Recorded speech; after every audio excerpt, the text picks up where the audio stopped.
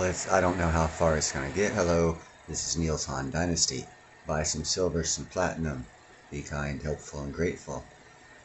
Buy me some silver and platinum. uh, back to reality. There's reality. No, this is reality right here. Jackson, who has again attempted to call on the president to take a cognitive exam.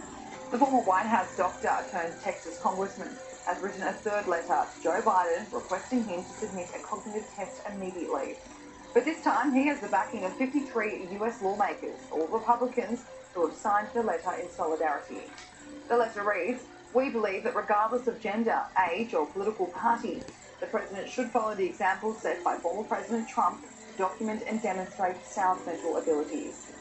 The letter notes that while Joe Biden did undergo a physical exam in November, he did not face a cognitive test, or if he did, the results were not made public. White House physician Kevin O'Connor attested to you being fit to successfully execute the duties of the presidency in a very superficial and purely physical manner. However, we are worried about your mental abilities. Before this, Ronny Jackson had written 2 letters of the same note, the first in June last year and the second in February this year. Those 2 letters have fallen on deaf ears, and there's a high chance this third one will too. Since then, the American people have continued to lose faith in your ability to effectively and competently handle your duties as the President of the United States, the letter reads. It then lists recent polling to back up the US lawmakers' point that Joe Biden must sit a cognitive exam. These include 66% of voters believe that you should take a cognitive test. 56% of voters are not confident that you're physically and mentally fit for your duties as president, representing a 39-point change from October 2020.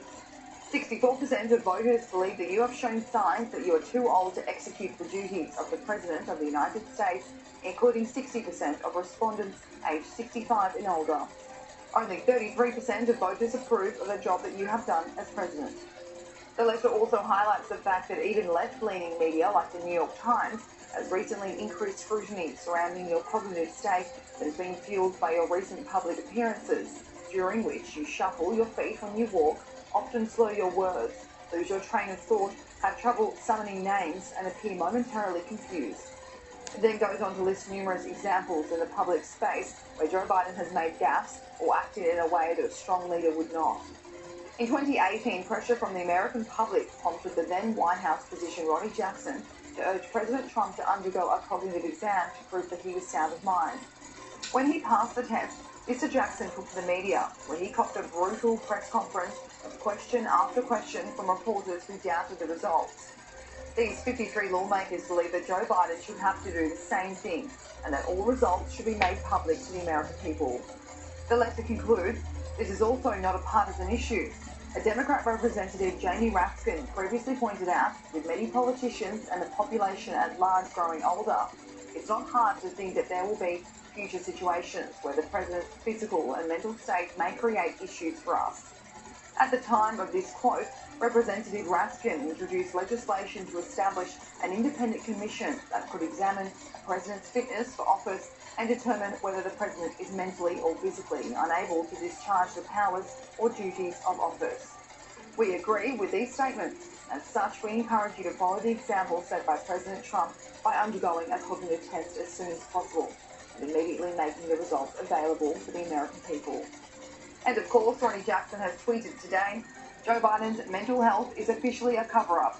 His doctor won't answer a single question from the press. Everyone can see that Biden is a cognitive disaster." I don't know if I should go on to speak on this, or if she said everything quite plainly and clearly.